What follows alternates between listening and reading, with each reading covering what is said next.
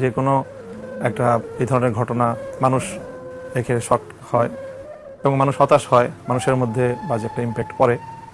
বাকি এই জাতীয় ঘটনা তো ইতিহাস থেকে আমরা জানি যে মানুষ যে কোনো সময় মানুষের দ্বারা ভুল হওয়া সম্ভব, অনেক বড় মানুষের দ্বারাও এরকম ভুল হওয়া সম্ভব। এবং শুধুমাত্র পৃথিবীতে যারা নবীগণ তারাই যাবতীয় ভুল থেকে সুরক্ষিত। অন্য মানুষের দ্বারা যে কোনো সময় তার প্রবৃত্তির তাড়নায় হোক অথবা শয়তানের ধোকায় হোক অথবা বিভিন্ন কারণে মানুষের দ্বারা ভুল হওয়া সম্ভব, অপরাধ সংঘটিত হওয়া সম্ভব। কাজে সেই ধারাবাহিকতায় এরকম একটা ঘটনা ঘটেছে। সতর্কতা তো 100 ভাগের উপরে যতটা সম্ভব সতর্কতার এখানে প্রয়োজন। বাকি ওই কথাটা যে ইসলাম কারো রক্ষার উপরে নির্ভরশীল কিনা, বিষয়টা ঠিক এরকম না। এখানে ইসলাম আল্লাহর জমিনে প্রতিষ্ঠা করার একটা দায়িত্ব মুসলমানদের রয়েছে, ইমানদারদের রয়েছে। কাজে ইসলাম রক্ষা পাওয়া তো বড় বিষয় না, বড় বিষয়টা হলো যে আমরা আমাদের দায়িত্বটা অ্যাজ এ মুমিন, অ্যাজ এ মুসলিম, আমি আমার দায়িত্বটা পালন করতে পারলাম কিনা। আমি যদি আমার দায়িত্বটা পালন করতে না পারি, আমরা যদি আমাদের জাতিগতভাবে সেই দায়িত্ব পালন করতে না পারি, আমাদের ভূখণ্ডে ইসলাম প্রতিষ্ঠিত থাকবে না।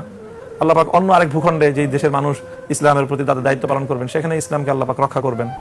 তো এটা হলো ভূখণ্ড এবং জাতিগতভাবে, সম্প্রদায়গতভাবে যারা আল্লাহর বিধান পালন করবে, আল্লাহর দ্বীনের প্রতি, ইসলামের প্রতি তারা তাদের কমিটমেন্ট রক্ষা করবে, আল্লাহ তাদেরকে নিয়ামত হিসাবে ইসলামের নিয়ামত বৃদ্ধি করে দেবেন এবং ইসলামকে প্রতিষ্ঠিত করে দেবেন সেখানে।